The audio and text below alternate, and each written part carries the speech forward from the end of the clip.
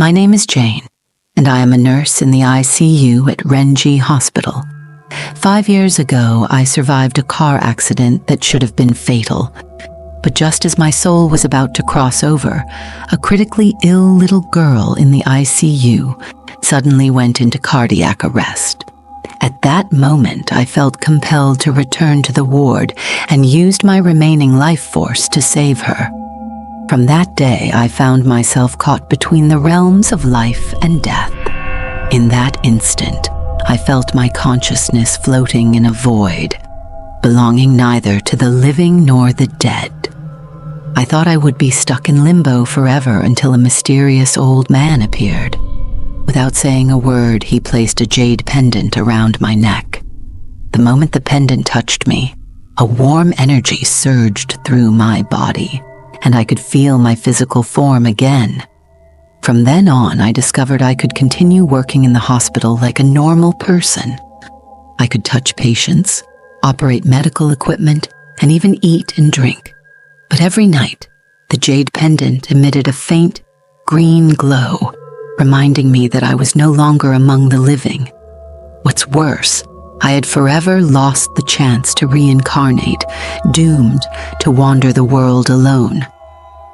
The ICU at night is eerily quiet, filled only with the beeping and whirring of medical equipment. Recently, unusual things have been happening in the ward. EKG machines sketching strange symbols, monitors displaying odd data, and even faint chanting coming from nowhere. Even stranger, people have reported seeing a doctor in a white coat entering and exiting the hospital morgue on the 16th floor late at night.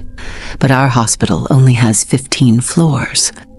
One night during my rounds, I noticed a suspicious patient. He was admitted 3 days ago after a car accident.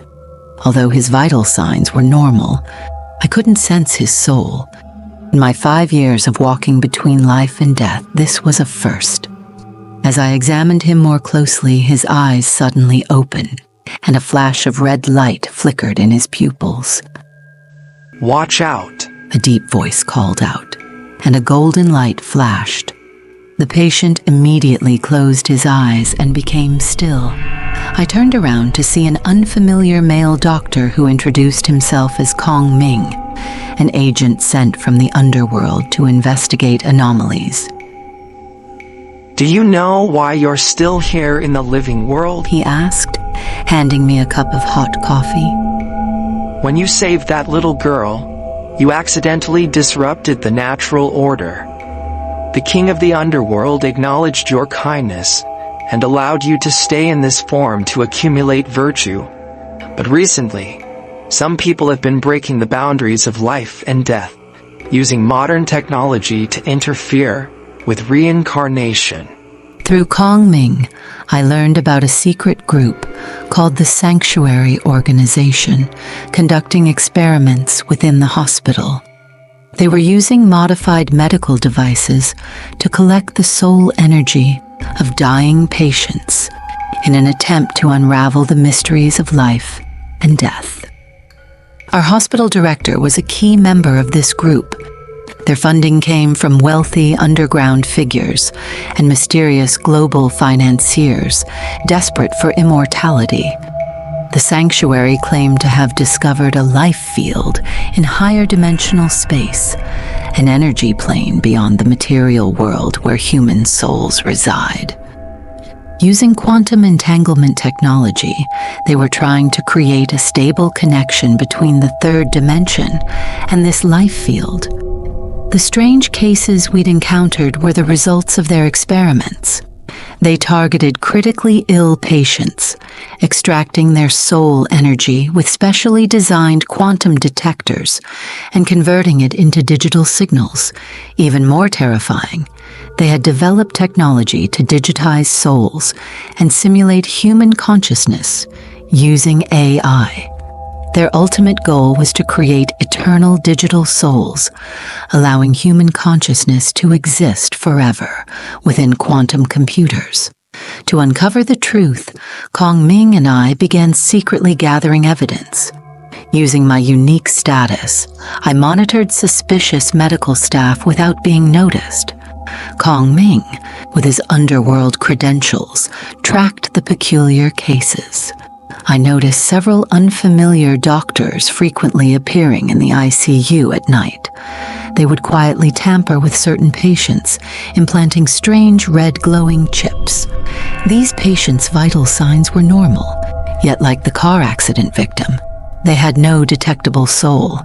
Even more unsettling, these doctors themselves lacked human vitality, exuding a cold mechanical energy instead. Kong Ming speculated they had been modified by the sanctuary.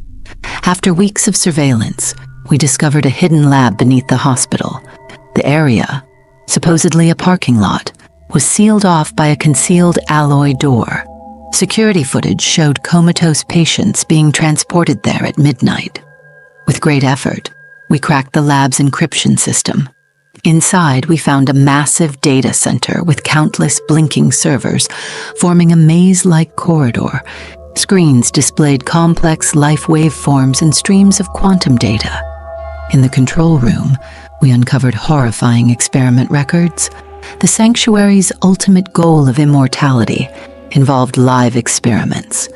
The implanted chips stored the soul data of deceased individuals and enabled the host to access their memories and abilities through quantum entanglement. The organization claimed this was the first step toward immortality. When a person could harbor and control multiple souls, they could transcend life itself. But the records revealed the dangers. Most hosts lost their self-awareness in soul conflicts, becoming empty shells controlled by the sanctuary. The few successful cases gained extraordinary abilities, but lost their humanity, turning into monsters. Their ultimate experiment was scheduled for the upcoming blood moon. Using geomagnetic anomalies during the lunar eclipse, they planned to link a perfect host to all implanted individuals, creating an eternal network of souls. The mysterious 16th floor morgue was where this host was being cultivated. We resolved to stop this madness. Kong Ming set up traps to contain the underground lab, while I evacuated innocent patients. But we underestimated our opponents. The director activated a backup system, uploading all soul data to the quantum mainframe. The implanted patients suddenly awoke, attacking us like zombies. Cornered, Kong Ming and I faced the oncoming horde of chip-implanted patients with glowing red eyes. I removed my jade pendant, but its faint life force was no match for such overwhelming evil. Just then, Kong Ming pulled out a golden token, his symbol of authority as an underworld agent. The token radiated brilliant golden light, resonating with the energy from my pendant. The accumulated virtue of my 5 years activated, forming golden runes swirling in the air. Kong Ming used this moment to cast a spell, opening a portal to the underworld. The resonance between the token and the pendant unleashed immense power. A blinding golden light filled the lab, dissipating the red glow from the implanted patients. The trapped souls escaped, ascending as sparkling lights. The quantum mainframe emitted an ear-piercing alarm as its servers collapsed one by one. The stored soul data dissolved, restoring the natural order. The director, in a frenzy, tried to intervene, but Kong Ming's spell froze him and the sanctuary's key members. Their bodies decayed, revealing their true forms as soulless husks. Underworld enforcers arrived to take these offenders for judgment. The perfect host in the 16th floor morgue also disintegrated, releasing countless tormented souls back into reincarnation. The eerie atmosphere in the hospital vanished, returning it to a place of healing. I watched as everything settled, my mission finally complete. Before leaving, I visited the little girl whose life had tied me to this world. She was now a happy student, her innocent smile making all my sacrifices worthwhile. With the sanctuary's scheme destroyed, peace returned to the hospital. The chip-implanted patients were treated and had no memory of the experiments.